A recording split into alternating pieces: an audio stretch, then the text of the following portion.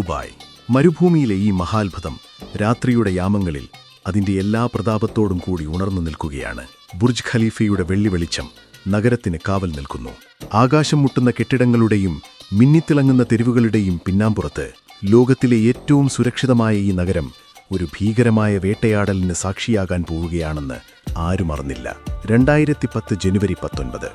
ആഡംബര കാറുകളുടെ ഇരമ്പലിനിടയിൽ, ലോകത്തിന്റെ വിവിധ കോണുകളിൽ നിന്നുള്ള മനുഷ്യരുടെ തിരക്കിനിടയിൽ നിശബ്ദരായ വേട്ടക്കാർ വിമാനമിറങ്ങി.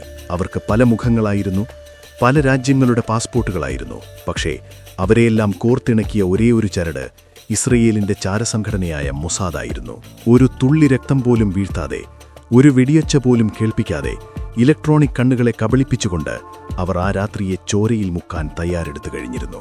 ലോകത്തിലെ സ്പൈ ഏജൻസികളുടെ ചരിത്രത്തിലെ ഏറ്റവും വിവാദപരമായ ആ ഓപ്പറേഷനാണ് നമ്മൾ ഇന്ന് നോക്കാൻ പോകുന്നത്. അതാണ് ലോകത്തെ ഞെട്ടിച്ച ഓപ്പറേഷൻ പ്ലാസ്മ സ്ക്രീൻ. കഥയിലേക്ക് കടക്കും മുന്നേ ഒരു റിക്വസ്റ്റാണ്. നമ്മുടെ ഈ പുതിയ ചാനൽ ഒന്ന് സബ്സ്ക്രൈബ് ചെയ്ത് സപ്പോർട്ട് ചെയ്യുമോ?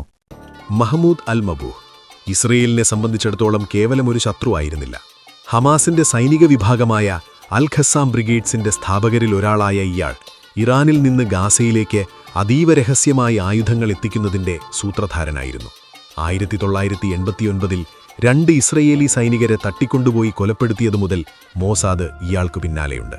പലതവണ വധശ്രമങ്ങളിൽ നിന്ന് തലനാരിഴയ്ക്ക് രക്ഷപ്പെട്ട മബൂഹ് അതീവ ജാഗ്രതയോടെയാണ് നീങ്ങിയിരുന്നത്. അദ്ദേഹം മൊബൈൽ ഫോണുകൾ ഉപയോഗിച്ചിരുന്നില്ല, അംഗരക്ഷകരെ കൂടെ കൂട്ടാറില്ലായിരുന്നു. എന്നാൽ ജനുവരി 19 ദമാസ്കസിലെ തന്റെ വീട്ടിൽ നിന്നും ഇറങ്ങുമ്പോൾ അത് തന്റെ അവസാന യാത്രയായിരിക്കുമെന്ന് അദ്ദേഹം കരുതിയിരുന്നില്ല.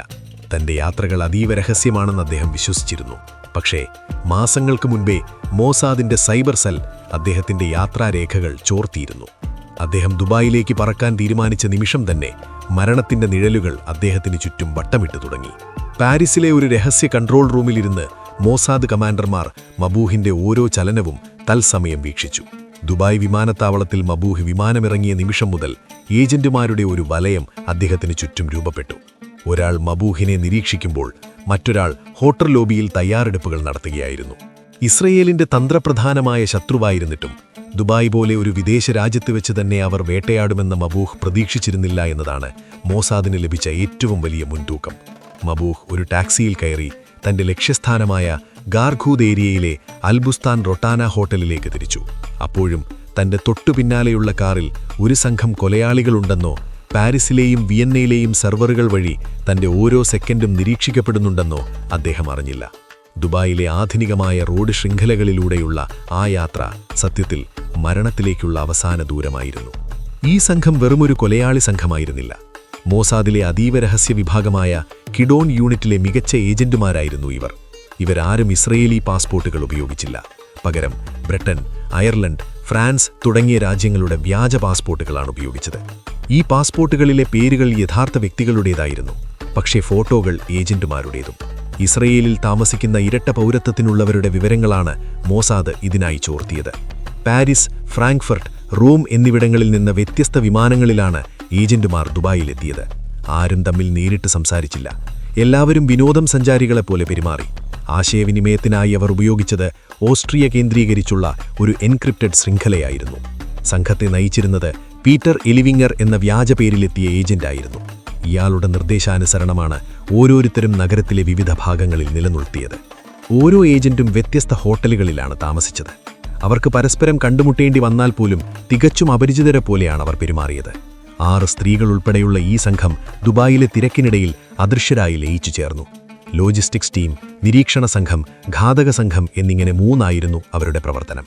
മബൂഹ് ഹോട്ടലിലെത്തുന്നതിന് മണിക്കൂറുകൾക്ക് മുൻപ് തന്നെ ഈ സംഘം ദുബായിലെ വിവിധ കോണുകളിൽ സജ്ജമായിരുന്നു. Peter എലിവിങ്ങർ Qatar എയർവേസിലാണ് ദുബായിലെത്തിയത്. സംഘത്തിലെ മറ്റംഗങ്ങൾ എമിറേറ്റ്സ്, ലുഫ്താൻസ തുടങ്ങിയ പ്രമുഖ വിമാന കമ്പനികളുടെ ഫ്ലൈറ്റുകളിൽ വന്നിറങ്ങി. അവർ ദുബായിലെ Taj palace, Jumeirah, Emirates towers തുടങ്ങിയ വ്യത്യസ്ത ആഡംബര ഹോട്ടലുകളിൽ മുറികളെടുത്തു.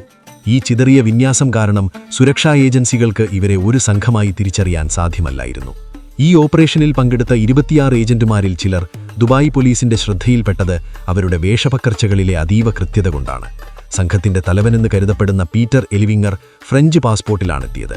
ഇയാളായിരുന്നു ഓപ്പറേഷന്റെ ഫീൽഡ് കമാൻഡർ. മബൂഹ് താമസിച്ചിരുന്ന അൽബുസ്താൻ റൊട്ടാനയിലെ മുറി 237 ബുക്ക് ചെയ്തത് ഇയാളായിരുന്നു. എന്നാൽ കൊലപാതകം നടക്കുമ്പോൾ ഇയാൾ ഹോട്ടലിൽ ഉണ്ടായിരുന്നില്ല. പകരം ദൂരെയുള്ള മറ്റൊരു സ്ഥലത്തിരുന്ന് നിർദ്ദേശങ്ങൾ നൽകുകയായിരുന്നു. മറ്റൊരു പ്രധാനി ഗെയിൽ ഫോളിയാർഡ് എന്ന ഐറിഷ് യുവതിയായിരുന്നു. അതീവ ബുദ്ധിമതിയായ ഇവരായിരുന്നു നിരീക്ഷണ സംഘത്തെ നയിച്ചത്. മബൂഹിന്റെ മുറിക്ക് തൊട്ടടുത്തൊരു ടൂറിസ്റ്റിനെ പോലെ നിന്ന് കാര്യങ്ങൾ നിരീക്ഷിച്ചത് ഇവരാണ്. ഇവരുടെ കൂടെയുണ്ടായിരുന്ന കെവിൻ ഡാവറോൺ എന്ന ഐറിഷ് പാസ്പോർട്ടുകാരൻ ഒരു ഹോട്ടൽ ഇലക്ട്രീഷ്യനായി വേഷം മാറി. ഇയാൾക്ക് മുറികളുടെ ഡിജിറ്റൽ ലോക്കുകൾ നിഷ്പ്രയാസം തുറക്കാനുള്ള സാങ്കേതിക വിദ്യ വശമുണ്ടായിരുന്നു. ഇവാൻ ഡെനിങ്ങറും ജെയിംസ് ക്ലാർക്കുമായിരുന്നു വിമാനത്താവളം മുതൽ മബൂഹിനെ പിന്തുടർന്ന ഷാഡോയിങ് വിദഗ്ധർ. ഓരോ ഏജന്റിനും കൃത്യമായ ബാക്ക് സ്റ്റോറികൾ മൊസാദ് നിർമ്മിച്ചു നൽകിയിരുന്നു. അവരെവിടെയാണ് ജോലി ചെയ്യുന്നത്, എന്തിനാണ് ദുബായിൽ വന്നത് എന്നതിനെല്ലാം വ്യക്തമായ ഉത്തരങ്ങൾ അവരുടെ പക്കലുണ്ടായിരുന്നു. പക്ഷേ അവരുടെ കണ്ണുകൾ എപ്പോഴും മബൂഹിന്റെ നീക്കങ്ങളിലായിരുന്നു. ഇവർ താമസം മാറിയും വിഗ്ഗുകൾ മാറ്റിയും പോലീസിനെ കുഴപ്പിച്ചു. ഒരു ഘട്ടത്തിൽ ഗെയിൽ ഫോളിയാർഡ് ഹോട്ടൽ മെരീഡിയനിൽ നിന്നും താമസം മാറ്റുന്നത് CCTVയിൽ കാണാം. അവിടെ വെച്ചവർ തന്റെ വിഗ് മാറ്റി രൂപം മാറ്റുന്നു. ഇത്തരത്തിൽ 4ഓളം ഹോട്ടലുകൾ ഇവർ ഈ ചുരുങ്ങിയ സമയത്തിനുള്ളിൽ മാറി മാറി ഉപയോഗിച്ചു. ഓരോ ഹോട്ടലിലും അവർ ക്രെഡിറ്റ് കാർഡുകൾ ഉപയോഗിച്ചു. ഇത് അന്വേഷണത്തിൽ പോലീസിന് വലിയ തുമ്പുകൾ നൽകി. പീറ്റർ എലിവിഞ്ഞർ കൊലപാതകം നടന്ന ശേഷം ഉടൻ തന്നെ റൂം വെക്കേറ്റ് ചെയ്ത് ദുബായിൽ നിന്ന് ഷാർജ വഴി രക്ഷപ്പെട്ടു. ഈ ഓപ്പറേഷന്റെ ഏറ്റവും വലിയ പ്രത്യേകത ഏജന്റുമാരുടെ വേഷപ്പകർച്ചയായിരുന്നു. അൽ ബുസ്താൻ റൊട്ടാന ഹോട്ടലിലെത്തിയ ഏജന്റുമാർ ടെന്നീസ് കളിക്കാരായാണ് പ്രത്യക്ഷപ്പെട്ടത്. ഷോർട്സും ടീഷർട്ടും ധരിച്ച് കയ്യിൽ ടെന്നീസ് റാക്കറ്റുമായി അവർ ലോബിയിൽ അങ്ങോട്ടും ഇങ്ങോട്ടും നടന്നു. ആർക്കും ഒരു സംശയവും തോന്നിയില്ല. മബൂഹ് റിസപ്ഷനിൽ തന്റെ പേര് രജിസ്റ്റർ ചെയ്യുമ്പോൾ തൊട്ടുപിന്നിൽ ഒരു ഏജന്റ് ഫോണിൽ സംസാരിച്ചുകൊണ്ട് നിന്നു. മബൂഹ് 230 നമ്പർ മുറിയാണ് എടുത്തതെന്ന് അവർ മനസ്സിലാക്കി. ഉടൻ തന്നെ സംഘത്തിലെ മറ്റൊരു വിഭാഗം അതേ നിലയിലെ 237 നമ്പർ മുറി വാടകയ്ക്കെടുത്തു. ഇതവരുടെ താൽക്കാലിക കൺട്രോൾ റൂമായി മാറി. ഇവാൻ ഡെന്നിങ്ങർ, ജെയിംസ് ക്ലാർക്ക് എന്നീ ഏജന്റുമാർ മബൂഹിനൊപ്പം ലിഫ്റ്റിൽ കയറി അദ്ദേഹം ഏത് നിലയിലാണ് ഇറങ്ങുന്നതെന്ന് കൃത്യമായി നിരീക്ഷിച്ചു. ഈ ദൃശ്യങ്ങൾ പിന്നീട് CCTVയിൽ കണ്ടപ്പോൾ മാത്രമാണ് ലോകത്തിന് ഈ വേഷപ്പകർച്ചയുടെ ആഴം മനസ്സിലായത്. വേഷം മാറാൻ ഇവർ ബാത്റൂമുകളും ഹോട്ടലിലെ ഒഴിഞ്ഞ ഇടനാഴികളും ഉപയോഗിച്ചു. 1 മിനിറ്റിനുള്ളിൽ വിഗ്ഗുകളും ഗ്ലാസുകളും വെച്ച് പുതിയ മനുഷ്യരായി മാറാൻ ഇവർക്ക് കഴിഞ്ഞിരുന്നു. ചിലർ ബിസിനസ്സുകാരായും ചിലർ ടൂറിസ്റ്റുകളായും ഇടയ്ക്കിടെ രൂപം മാറി. ഹോട്ടൽ സുരക്ഷാ ഉദ്യോഗസ്ഥരുടെയോ മറ്റതിഥികളുടെയോ ശ്രദ്ധയിൽപ്പെടാതെ അവർ മബൂഹിന്റെ മുറിക്ക് ചുറ്റും ഒരു അദൃശ്യ മതിൽ തീർത്തു. ഹോട്ടലിലെ ഇടനാഴികളിൽ പീറ്റർ ഇലവിംഗർ ടെന്നീസ് കിറ്റുമായി നടക്കുന്നത് തികച്ചും സ്വാഭാവികമായ ഒരു വിനോദസഞ്ചാരിയുടെ ഭാവത്തിലായിരുന്നു. അവർ ധരിച്ചിരുന്ന വസ്ത്രങ്ങളുടെ ബ്രാൻഡുകൾ പോലും അന്താരാഷ്ട്ര തലത്തിൽ ശ്രദ്ധിക്കപ്പെടാത്തവയായിരുന്നു. ഓരോ ഏജന്റും മുടിവെട്ടിയും താടി മാറ്റിയും രൂപം മാറിക്കൊണ്ടിരുന്നു. CCTV ദൃശ്യങ്ങളിൽ പോലും ഇവർ ഒരേ ആളുകളാണെന്ന് തിരിച്ചറിയാൻ മണിക്കൂറുകൾ നീളുന്ന ഫോറൻസിക് പരിശോധനകൾ ആവശ്യമായി വന്നു. വൈകുന്നേരം മബൂഹ് ഒരു മീറ്റിംഗിനായി ഹോട്ടലിന് പുറത്തുപോയി. ഇതായിരുന്നു ഏജന്റുമാർ കാത്തിരുന്ന അവസരം. ഹോട്ടൽ ജീവനക്കാരനായി വേഷം മാറിയ ഒരു ഏജന്റ് ഇടനാഴിയിൽ കാവൽ നിന്നു. നിരീക്ഷണ ക്യാമറകളുടെ കണ്ണുവെട്ടിക്കാൻ സംഘത്തിലെ വിദഗ്ധർ ഡോർ ലോക്ക് ഹാക്ക് ചെയ്തു. ഒരു ലാപ്ടോപ്പ് മുറിയിലെ ലോക്കുമായി ഘടിപ്പിച്ച ശേഷം അവർ സെക്കൻഡുകൾക്കുള്ളിൽ അത് റീപ്രോഗ്രാം ചെയ്തു. അകത്ത് കയറിയ സംഘം മബൂഹ് വരുന്നതും കാത്തിരുന്നു. രാത്രി 8:24 മബൂഹ് തന്റെ മുറിയിലേക്ക് മടങ്ങിയെത്തി. അകത്ത് കാത്തുനിന്ന് 4 ഏജന്റുമാർ അദ്ദേഹത്തെ കീഴ്പ്പെടുത്തി. യാതൊരു ശബ്ദവും പുറത്തു വന്നില്ല. അവർ മബൂഹിന്റെ തുടയിൽ സക്സിനൈൽ കൊളീൻ എന്ന രാസവസ്തു കുത്തിവെച്ചു. പേശികളെ തളർത്താൻ ഉപയോഗിക്കുന്ന ഈ മരുന്ന് ശരീരത്തിലെത്തിയാൽ മനുഷ്യൻ ബോധരഹിതനാവുകയും ശ്വസിക്കാൻ കഴിയാതെ വരികയും ചെയ്യും. നിമിഷങ്ങൾക്കുള്ളിൽ മബൂഹ് തളർന്നു വീണു. തുടർന്ന് ഒരു തലയണ ഉപയോഗിച്ച് ശ്വാസം മുട്ടിച്ച് അദ്ദേഹത്തിന്റെ മരണം ഉറപ്പാക്കി. ഒരു മൽപ്പിടുത്തത്തിന്റെ പോലും അടയാളങ്ങൾ അവിടെ അവശേഷിപ്പിച്ചില്ല. മബൂഹ് ഉറക്കത്തിൽ മരിച്ചതാണെന്ന് തോന്നിപ്പിക്കും വിധം അവർ അദ്ദേഹത്തിന്റെ വസ്ത്രങ്ങൾ ക്രമീകരിച്ചു. ഗുളികകൾ അരികിൽ വെച്ചു.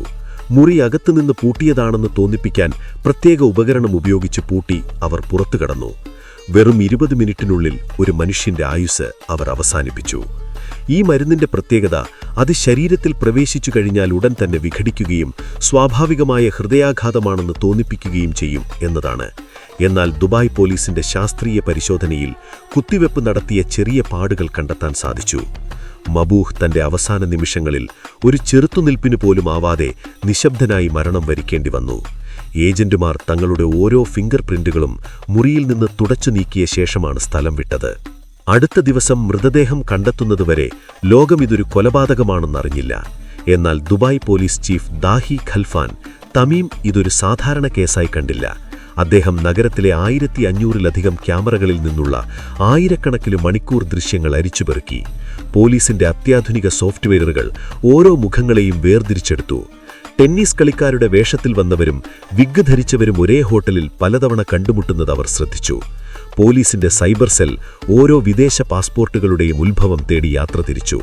ഏജന്റുമാരുപയോഗിച്ച ക്രെഡിറ്റ് കാർഡുകൾ അമേരിക്ക ആസ്ഥാനമായ ഒരു ബാങ്ക് വഴിയാണെന്ന് കണ്ടെത്തി. ഓരോ ഏജന്റിന്റെയും യാത്രയുടെ റൂട്ട് മാപ്പ് പോലീസ് തയ്യാറാക്കി. ലോകത്തിലെ ഏറ്റവും കരുത്തട്ട ചാരസംഘടനയെ ഒരു അറബ് രാജ്യം സാങ്കേതികവിദ്യയിലൂടെ നാണം കെടുത്തിയ നിമിഷമായിരുന്നു അത്. ഈ അന്വേഷണം ലോകമെമ്പാടുമുള്ള ഇന്റലിജൻസ് ഏജൻസികളെ ഞെട്ടിച്ചു. ചാരന്മാരെ ഇനി അദൃശ്യരായി തുടരാനാവില്ലെന്ന് ദുബായ് പോലീസ് തെളിയിച്ചു. ഓരോ ഏജന്റിന്റെയും ചിത്രങ്ങൾ അന്താരാഷ്ട്ര മാധ്യമങ്ങൾ വഴി പുറത്തുവിട്ടു. ഇത് മോസാദിന് വലിയൊരു തിരിച്ചടിയായി. ഇത്രയും വ്യക്തമായ തെളിവുകൾ സഹിതം ഒരു മോസാദ് ഓപ്പറേഷൻ ഇതിനു മുൻപ് ആരും പിടികൂടിയിരുന്നില്ല.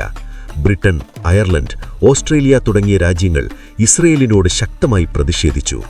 തങ്ങളുടെ രാജ്യത്തിന്റെ പാസ്പോർട്ടുകൾ വ്യാജമായി ഉണ്ടാക്കി കൊലപാതകത്തിന് ഉപയോഗിച്ചത് അംഗീകരിക്കാനാവില്ലെന്നവർ പ്രഖ്യാപിച്ചു.